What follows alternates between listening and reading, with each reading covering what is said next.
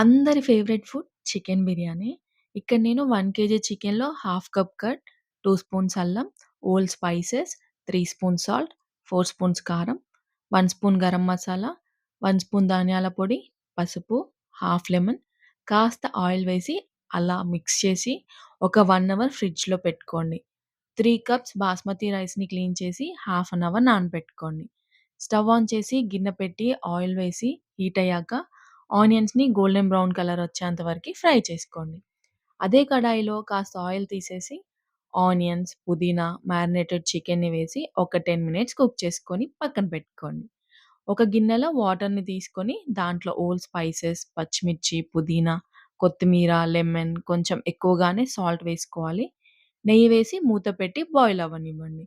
Water boil అయ్యాక పైన ఉన్న మసాలాలను తీసేసి బాస్మతి రైస్‌ని వేసి కుక్ చేసుకోవాలి. బిర్యానీ లేయరింగ్ చేసుకుందాము. చికెన్ పైన ఫ్రైడ్ ఆనియన్స్, పుదీనా, కొత్తిమీర, రైస్ దానిపైన ఆనియన్స్, పుదీనా, కొత్తిమీర, లెమన్, నెయ్యి, హాఫ్ కప్ రైస్ కుక్ చేసుకున్న వాటర్‌ని వేసి మూత పెట్టుకోవాలి. స్టవ్ పైన కాస్త మందంగా ఉండే పాన్‌ని పెట్టుకొని దానిపైన బిర్యానీ గిన్నెను పెట్టి 10 మినిట్స్ మీడియం ఫ్లేమ్‌లో, 20 మినిట్స్ స్లో ఫ్లేమ్‌లో ఉంచి స్టవ్ ఆఫ్ చేసేయండి. అందరి ఫేవరెట్ చికెన్ బిర్యానీ రెడీ అయిపోయింది.